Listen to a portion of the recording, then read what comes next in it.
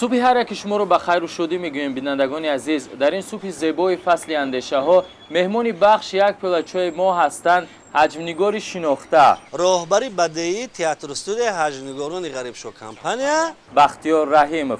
بختیار خوش آمدید به بخش یک پلچوی و صبحتون به خیر و شادی باشد. چون شما به بخش یک پلچوی دعوت شدید، اندیشه شما درباره همین نام بخش ما یعنی یک پیاله چای و هر صبح شما چگونه چای می‌نوشید؟ مرحمت.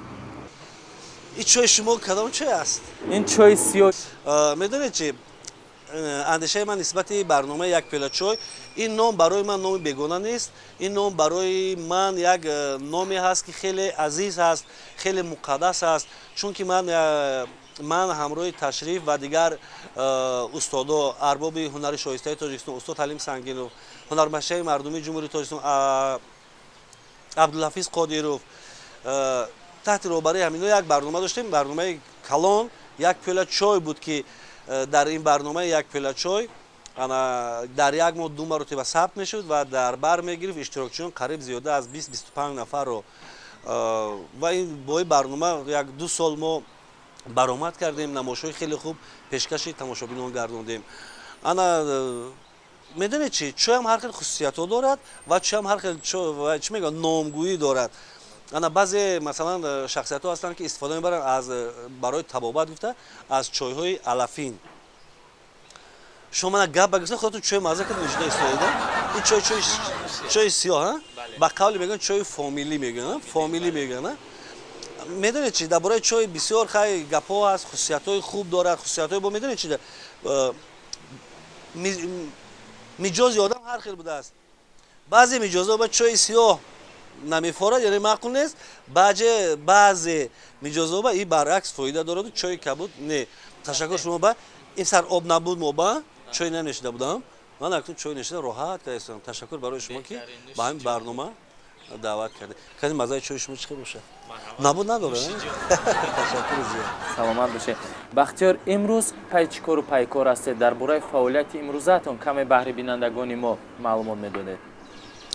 راست گپ من نیز همراه کارمندای خودمون برادرای خودمون هنرمندای همین تئاتر استودیو غریب شو کمپانی تشریف خلیلوف، عبدالجبار عظیموف، شادمان فیضعلیوف، سعید احمد خولوف، حسن چیلایف و دیگران از پای باز همین ایجادیات‌های نو به نو هستیم.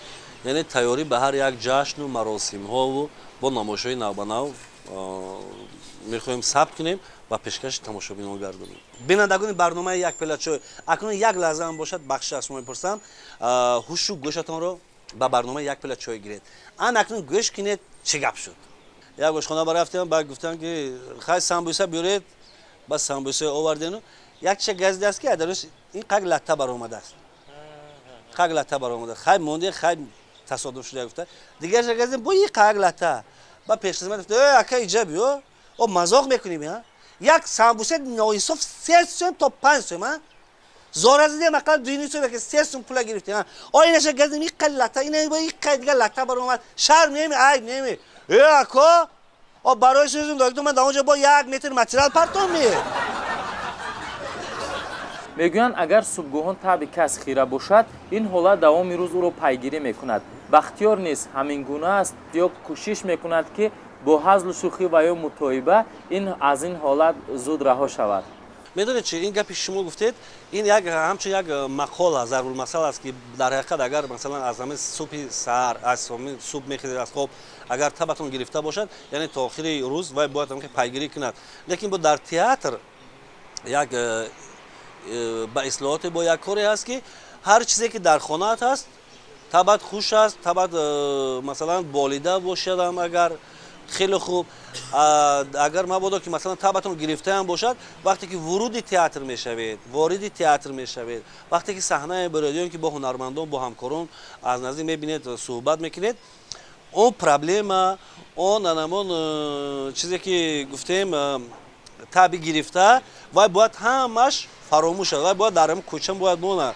شما کارگاه در اومدید شما در اومدید بین مردم اهل ایجاد که به حد مردم احساساتی هستند و همه چیز فراموش میکنید و در اینجا خود را باید بگذار چی پرابلمی که نباشد همه را فراموش میکنید میدارید به زندگی دیگر وارد میشوید. اصلا همین آدم هنرمند دو زندگی دارد، یک زندگی روی صحنه، زندگی دیگر پس صحنه. бахтиёр чун шумо шӯҳрат ёред дар роҳу ҷойҳои ҷамъиятӣ хурду калон бо суханҳои ҳазлумез луқмапартоӣ кунанд асабӣ мешавед ё ин ки эътибор намедиҳед ва ё баръакс хушҳол мешавед? Я пилочури давай. Шумо савола теду чӯя кашидан гиред ошно ҳамин гап аз ман. Агар бо масалан хӯроки субҳона шавад бо хӯроки нисфурӯзӣ ҳам шавад ку ба ҳазор 1 соат 2 соат мо бо шумо ҳастем тамошобинони иззатманд. Саломат бошед. акнун савола як бора ки дигар такрор ман шӯхӣ кардам, ҳазл кардам. медонед чӣ дар уфрат мегӯянд ки ҷои гул гул бош, ҷои хор хор. берун мебарояд бо 1000 одам во мехӯред. тасаввур кунед 1000 одам 2000 чашм, хоб 1000 фикру ақида, 1000 характер, 1000 андешаҳои фикру андешаҳои гуногун. ана барои ҳамиам ман гуфтам ки ҷои гул гул бош, ҷои хор хор. ман фикр мекунам ки он нафарое ки масалан ха медонед дар кадом вақт онҳо савол метиҳанд, дар кадом мавзӯъ ва дар кадом ҳолат. масалан шӯхӣ боша шӯхиёна ҷавоб метиҳед, вақт боша бо қачи суҳбат мекунед, вақт набошад ташаккур саломат бошед. умуман ҳар боре ки шумо ба саҳна баромада мухлисонро механдонед оё аз ҳунари худ аз саҳнаҳои худ қаноатманд ҳастед ё на? ҳеҷ кас то ҳоло ман надидам ва дар таърихам нашудааст ки гуфта бошад ки дуғи ман туруш аст. бовар мекунед? ҳеҷ кас. гарча намегӯянд ки не мо ин хел нестем, не мо ана фалон бемадон. барои ҳаминам ман ҳеҷ гуфта наметавонам ки масалан рости гапа гӯем мешавад ки қаноатманд намешавед. ё аз ҳамон мавзӯе ки интихоб кардед, ё ай мазмуни ҳамон, ё ин ки аз ба ҳадаф нарасондани ҳамон суханҳое ки дар ҳамон мавзӯе ҳаст ки пешкаш тамошобинон мегардонед. ин хел воқео мешавад. лекин бо баъзе лаҳзаҳое мешавад ки намоишҳое мешавад ки нишонрасанд, ба ҳама маъқул мешаванд, яъне як тамошобинбоб мешавад. новбаста ба синни сол пирам бошад, ёшам бошад, миёнсолам бошад ё кӯдакоям бошад, ба шавқ тамошо мекунанд ва ҳар гоҳе ки мебинад аз ҳамон намоишҳо ягон пораш дар хотираш монда бошад, баъд гап мезананд маsalан дар ҳамон кӯчаҳо паскӯчаҳо. бархе аз мардуми мо бар он ақидаанд ки солҳои пеш гурӯҳи ғарибшо компания миёни мардум маҳбубияти хоса дошт. ҳатто аз ҳар лаҳзаи саҳнаҳо ҳаводорон чашм канда наметавонистанд. вале сабаб дар чи аст ки имрӯз саҳнаҳои ҳаҷвӣ бо диди нав кам ба назар мерасанд? сабабашро шумо дар чӣ мебинед? дар таҳияи саҳнаҳои ҳаҷвӣ ва ё норасоии моддӣ? дар ҳақиқат солҳое ки нав таъсис ёфта будем хубу ганда ин соли 93 буд. бале 93 21 сол шудааст. 21 сол шуд. 21 сол баъд чӣ қадар масалан тамошобинон аллакай иваз шуданд. мана тамошобини нахустини мо яксола бошад агар имрӯз ба синни 23 расидааст. ва як чизи дигар ман хурсанд шудам ки ба қарибӣ боз ҳамун сабтҳои кӯнаро ёфта бароварданд. ана ба воситаи масалан телевизион рафта истодааст, ба воситаи дискҳо мардум мегиранд тамошо мекунанд. бороза гоҳи худам мебинам ханда мегирам мӯйлаб мӯйса прическа гап нест.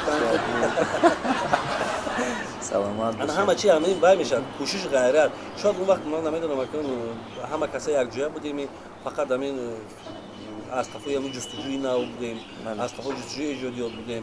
ва фикр мекунам ки ҳозирам агар гарчанд дар ҳақиқат камтарам бошад, лекин мавзӯи хеле доғи рӯзро даст мезанем, мавзӯе ки ба ҳама шинос аст, ба онҳо даст мезанем, то ин ки барномаи хубе шавад, то ҳатто барномаҳои ба ҳамон проблемаҳои глобалӣ даст мезанем ки диданибо бошад, ҳама қабул кунад. новбаста ай касбу вазифа, новбаста ай ҷинс ва зан аст, мард аст, кампир аст, мӯйсафед аст, ҷавон аст, донишҷӯ аст, муаллим аст, бояд ҳама тамошо кунад. ва фикр мекунам ки ҳамин ширинкор, ҳаҷнидор бояд ки на танҳо барои худаш, барои тамоми табақаҳои ҷамъияти замони худаш бояд кор кунад, фаъолият кунад, эҷод кунад. вақте ки анамон эҷодиёт, вақте ки анамон саҳнаҳое ки масалан нишонрас мешаванд, ба ҳадаф мерасанд, ба дили тамошобин барқ мехӯранд, ана баъд як кас ин кас медагӣ мегӯяд офарин. чун имрӯз меҳмони бахши як пиёла чой ҳастед, мо мехоҳем ки баҳри мухлисони худ ва бинандагони мо як латифае бигӯед то аз субҳи содиқ бо таби болида аз хонаҳо ба дар шаванд.